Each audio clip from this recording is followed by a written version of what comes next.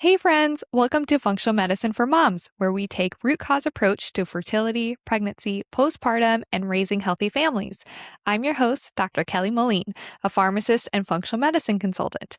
Whether you're preparing for pregnancy, trying to conceive, navigating life with a newborn, or simply looking for practical ways to support your health naturally, you're in the right place. Each week, we'll dive into functional medicine, natural solutions, and honest conversations from our own family's journey, plus interviews with experts along the way. Let's get into it. And you move this so I can see it moving. Okay, touch it again. Yeah. All right. Welcome back to another episode of Functional Medicine for Moms. Thanks for joining. I'm Kelly, and I have Abby with me again today. Woohoo! And it's thundering outside, classic summer weather, so hopefully that's not too loud, but I kind of love a summer thunderstorm. It's really nice and really relaxing when they come sporadically, as long as it's not too many days in a row. Yeah. I'm good. We still need outside time for sure, but sometimes I just want to like chill and watch the thunder. But yeah, the kids don't understand why we can't go and play. It helps wash away our chalk creations so we can make more. Yeah. There you go. Blank slate. Okay, so I got the chalk that's like what is it called? It's like paint. It's like crayon almost. Like it's like waxy. Mm-hmm. It's the dust-free chalk. Oh. And so it sounds all great, right? But it's like there forever. Okay. I don't know how to get rid of it. Power wash my sidewalk, I guess, is probably the answer. But we've had Texas rain, which when it rains, it pours. So I can't imagine how to help from there. Right. It's kind of power washing within itself. Yeah. And so we have strawberries and Danielle written, and I guess it'll just stay forever. All right. Making your mark. So today's episode is not about chalk. It's actually about easy, healthy tips for moms. And this is pretty much Abby's expertise as well. Yeah. As a psychologist and crunchy mom, and I don't know if I'm ruining your intro, but no, you're fine. I kind of forget my whole certification as well, but I'm a certified mental health and nutrition clinical specialist as well. Yes. So, yeah, we use food and lifestyle in order to improve our mental health instead of going straight to medication. Yeah, I love it. And that's kind of what I'm all about with functional medicine as well. Mm-hmm. So it works really well hand in hand. So that's what we're talking about today. Yeah. So we're going to try to pick out 5 tips for y'all. And so you can take away and try to implement 1, try to implement 5, write them down, whatever you want to do, save them for later, share it with a mom friend, whatever that looks like for you. And we'll just kind of go back and forth. Yeah. Do you want to start? Or do you want me to start? I always have one that is blaring right in front of me that I tell every single mom, and it is protein and water before caffeine. Yes. So having your protein with your breakfast, making sure that you are drinking it with water, you're waking up your digestive system, and then having the coffee after your body's already kind of starting to move along. It is going to not only make your caffeine last longer, but already your cortisol is very high in the morning, and your caffeine, especially without any protein or water, is only going to increase that cortisol. And so it's going to drop really fast once the caffeine wears off. And then you'll also have possibly some feelings of irritability and overwhelm much quicker than you may when you are doing the protein in the water first. Yeah. So I completely agree with you, especially if we're having feelings of anxiety already. Caffeine on an empty stomach, that's not our breakfast. We can't call that our breakfast. And so we need to have more substance before the caffeine.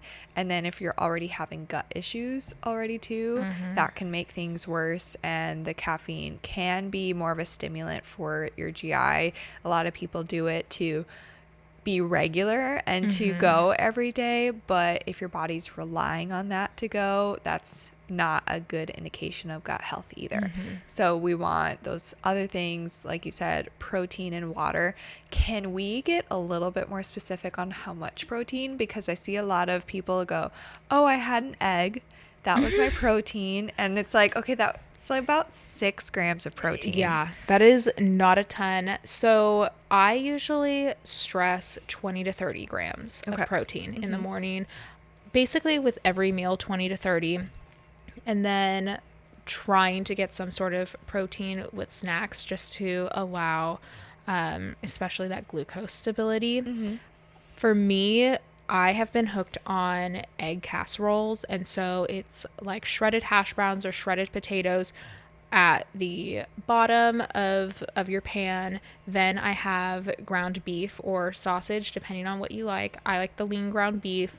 I put onions and bell pepper in there because vitamin C helps with iron absorption. You gotta sneak in those veggies. I try to sneak in as much as possible.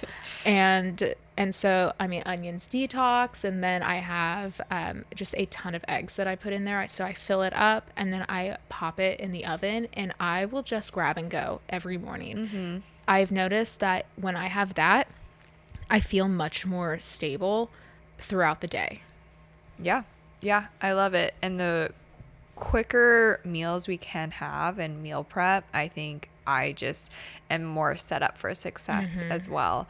Yeah, I also tell people I try to aim for like 30-ish grams of protein or even more with meals. And if we're getting food like beef, chicken, other types of meats, you're going to add protein pretty quickly. So that can be really helpful. But yeah, if we're just relying on eggs, although they are great and they have choline, healthy fats, protein, it's not a ton of protein unless you're eating a ton of eggs. Right. So I will even do like a quick protein shake with eggs with a piece of sourdough, just to have, and maybe some like fruit, just to have well-rounded. But like when I'm getting up in the morning and I just have to start my day, like the protein shake, and I know I really do try to have whole foods as much as possible, but it's one of those things where I can just grab out of the fridge and go and start my day. And then if I'm going to go up and nurse Danielle or whatever, like when we make breakfast, it's so much later. And so I want to make sure that I'm getting my protein in right away so that I don't feel shaky or tired or, dizzy right away because I'm not getting food in. Right. And I'm blessed with Danielle. She wakes up around 7:30 or 8 in the morning. So I know that it's a little bit before we actually make breakfast. So I won't brag on that. And hopefully when we have future kids, they also sleep in a little later, but I know that probably won't happen. Hey friend, real quick before we get back to today's episode, if you're hoping to conceive within the next year, currently trying to get pregnant, or wondering if there's more you can be doing to support your fertility, I created something specifically for you.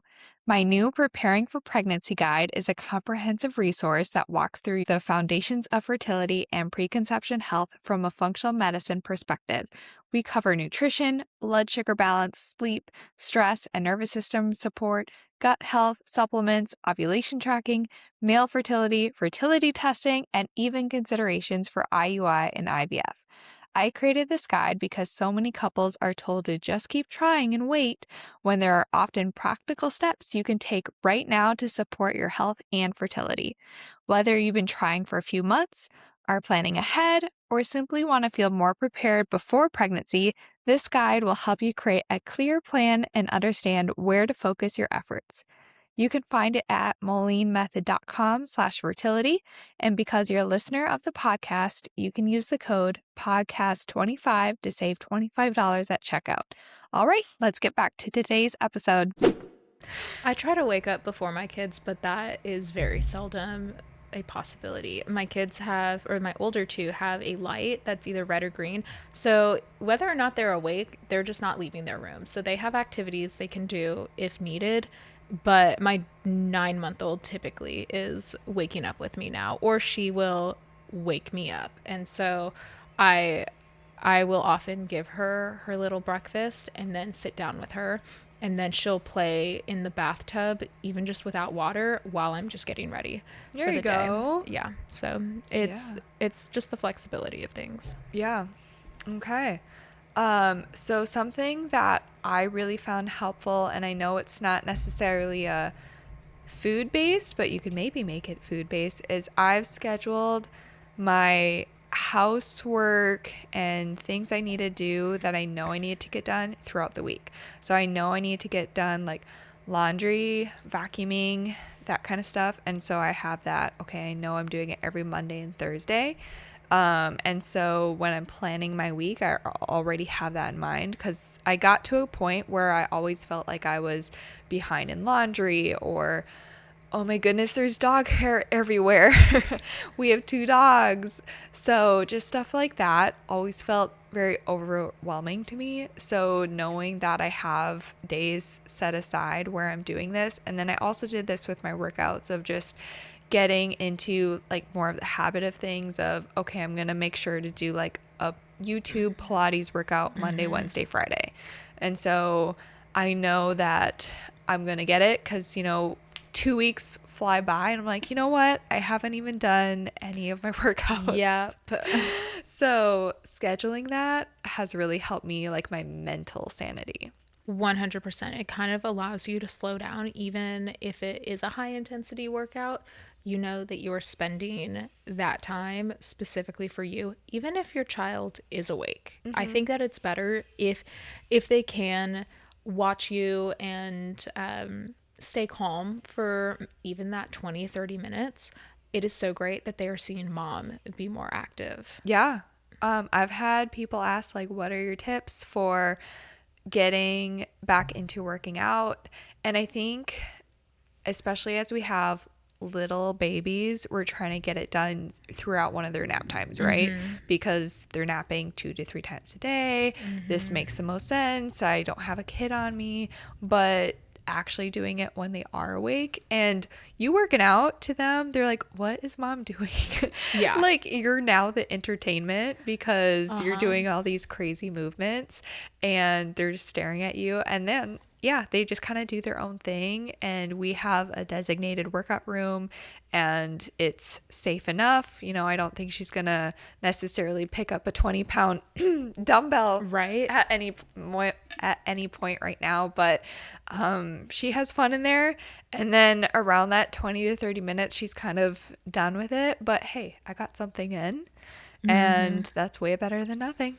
And what I've noticed, at least for my boys, is they've started to emulate what we do. And so when my husband was deployed about 2 years ago, I really took it upon myself that when he gets back, I am going to be stronger. I'm going to be healthier. I'm going to really make this time that my husband's away about taking care of myself. And so about 5 times a week, instead of, spending time with him, since we weren't able to do that, I would instead do things like pelvic floor exercises, since I was pretty postpartum, about 6 months postpartum with my second at that time. So I would do that. And on Saturdays, it was much more difficult to do that because at the time we had our kids in daycare. And so I was going, okay, well, I have to, figure this out. And so I would start doing it in front of them, and they started doing it with me. Yeah. And so at that time, my oldest was 2.5. And so he now knows what planks and burpees are and all that. And today he has started lifting with my husband. Now, mind you, it's a plastic dumbbell that he is lifting. It is not even a pound, but he is doing the form that my husband's doing, and he is now actively asking to go work out. And so we're really seeing that it's a love of exercise. And so anytime I will do lower intensity workouts, such as yoga, even Pilates, my kids are going to ask to join in as well. They don't last as long as I would, maybe 5 minutes, but at least they're seeing it, right?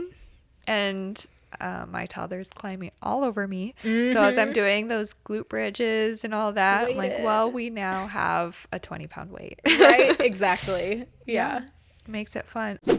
Hey, really quick before we jump back in, I just want to share this in case it's meant for someone listening right now. If you're a mom who feels like you're just surviving the day, relying on caffeine just to function, or if you've been feeling off in your body, even months or a year postpartum, you are not alone. I also work with women who are trying to prepare their body for their first pregnancy or their next pregnancy and want to do it a natural, proactive way. Through my functional medicine practice, I offer a health analysis appointment where we really take the time to look at your symptoms, your health history, your lifestyle, and decide which labs would actually be helpful for you. That might include things like cortisol and hormone testing, gut health, metabolic health, and more. And all of these labs get shipped directly to your home, so it's very convenient. Once results come in, we walk through them together so you can fully understand what's going on in your body, and we build a personalized supplement and health plan with optional coaching support as well. The goal isn't quick fixes, it's optimizing your health naturally and giving your body what it needs to heal the way it was designed to. If this sounds like something you've been needing, you can find the link in the show notes to learn more or schedule a call. All right, let's jump back in. Okay, your turn. Okay. For moms, if we are not helping ourselves, we are not helping our family. Spoken like a true therapist. Right. I am telling moms that I see this all the time, but if we are over here feeling some sort of consistency of emotion, then there is often something to it, whether it be physiological, which I usually have my moms check out first because a lot of the time we are not nourishing ourselves like we should. And we are often setting our needs aside. When we completely miss that we are the base of that pyramid, trying to make sure that everybody else is able to be the healthiest version of themselves. But if we are neglecting ourselves, then we're neglecting the whole family. Sure. And so really making sure that if we are noticing that something is up, to take care of that and to be proactive. Yeah. Yeah. I love it. I don't know if I have much more to add to that, but yeah, moms are the foundation. I say that all the time, the foundation of the family, and everyone's going to follow suit. And if mom is very dysregulated and irritable, just imagine how that impacts the whole family. Right. So on the other hand, if you're, very regulated and pleasant and happy and you are doing really well yourself, then your kids, your husband, your family in general just has more to go on and can thrive from there. 100%. Yeah. My next tip, are we on tip number 4? 4. Okay, great. My next tip is kind of going off of one of yours, but meal prepping as much as we can. I recently got a cookbook that is basically all about like meal prepping for crock pot meals that don't taste gross, that don't taste mushy and flavorless. But I wish I had this for my postpartum because I did meal prep some meals for postpartum, but they're all kind of like the same and they weren't very exciting. So now I have this book that you can put the raw ingredients in the bag and then thaw it for a day or two and put it in the crock pot, and it makes a wonderful meal. And so that just like saves me so much time and energy throughout the day. And again, I think a lot of that like mental sanity, because Danielle likes to eat around 5, and if we're like pushing 5:30 or 6, like now we have a meltdown if dinner isn't ready, and she will barely eat. So I try to like aim for 5. So that means if I'm making food, I need to figure out, do we have meat out of the freezer? Are we going to start making stuff around 3:30 or 4? Because if anyone has cooked with a toddler, it also just takes so much more time and energy. So have all that done, just like put in the crock pot, make your sides if you have the energy, and go forward from there. It makes it a lot easier on me. Yeah. And just to add on to that, it is super helpful to make extra food because then you have things like lunch for the next day. Yeah. So I would do that exact thing that you're talking about with the postpartum meals. I would do it just throughout the week for any sort of working mom. So before I had my own business, I was going into the office 4 days a week, and I really felt like I had no time with my kids. And so just getting up an extra 15 minutes prior, throwing a bunch of things that were in just a bag in the fridge into the crock pot, it made a huge difference. Yeah. Yeah. So, and then just like staying on your goals for healthy eating, staying away from fast foods because you already have things prepped, and then you're going to save so much more money because fast food and getting something last minute is always more expensive too. Yeah. Do you have one more tip for us? Yeah, so that would be surrounding yourself with community. Okay. So I like it. even if it's a mom that, maybe you don't mesh with 100%, but you feel like you really admire some qualities about her, or you really like her kids and you really like how she's raising them, I would say surround yourself with somebody like that. And then there are going to be the moms where you completely click and really try to get together with them. Whether it's with kids, without. Right now, I think this is probably one of our first times without a child on 100%. us. And so that is absolutely wild. And yet all we're doing is talking about our kids and motherhood. Classic mom stuff. Yeah, right. That about tells you where we are in our life. But yeah, that's so important. I feel like a huge thing that moms, they'll come in and they'll say, well, I'm so lonely. I feel so isolated. And I'll say, okay, well, who do you know that's in a similar stage of life? And they don't really know a lot of people. So really taking the time, getting out there and surrounding yourself with community. If you want moms who are, part of a certain religion and you're going to church, reach out to one of them. A lot of churches have groups. If you want moms that are fitness or health forward, there's so many walking groups. Even if you aren't going to meet your absolute best friend, at least you're surrounding yourself with people who value similar things. Yeah, I would say too, we were one of the first, or pretty much the first in our closest friend group to have kids. And so I really had to go out and meet new mom friends. And Landon always jokes because he usually finds the friends for us. And so now this time, like, I found a lot of our parent friends and did it all by myself. So I'm so proud. But yeah, a lot of the stuff of like, we met through like, kind of more the crunchy providers type thing and podcasts and stuff that we align with. And then we have kids, so we have stuff to talk about.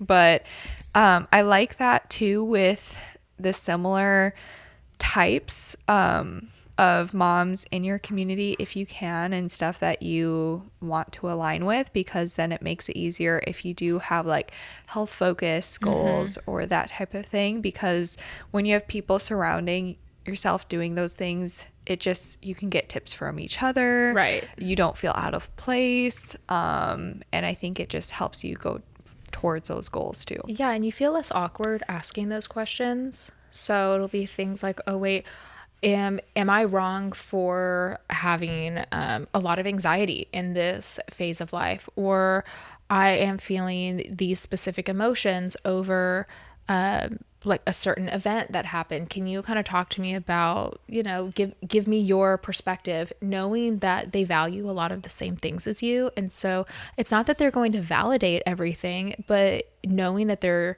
going to say when something's honest and coming from a place of support and respect, that is so key, especially in just this phase of life when we're really all just trying to figure it out ourselves.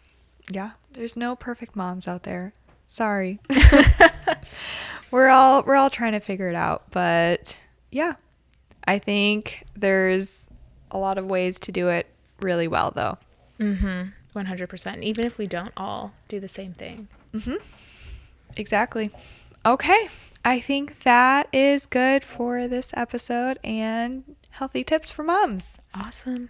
Hope you got something out of it. Bye-bye. Thanks so much for listening to my podcast, Functional Medicine for Moms. If you enjoyed today's episode, make sure to subscribe so you never miss one, leave a quick 5-star review, and share it with your mom friends who love it too. I'm Kelly with a background as a pharmacist and training in functional medicine. I help women move past fatigue, brain fog, gut issues, and hormone struggles so they can thrive in everyday life or prepare for a healthy pregnancy. Through lab testing, personalized supplements, and functional medicine coaching, I help you feel better, faster, naturally. Want to connect more? Head over to molinmethod.com or come hang out with me on Instagram and YouTube at Functional Medicine for Moms. On my site, you can order professional grade supplements at my discount or book a free discovery call if you'd like to see how we can work together on your health. This podcast is for educational purposes only and not medical advice. Always talk to your provider before making changes to your health plan. And remember, healthy moms raise healthy families. Catch you next time. New episodes released every Wednesday.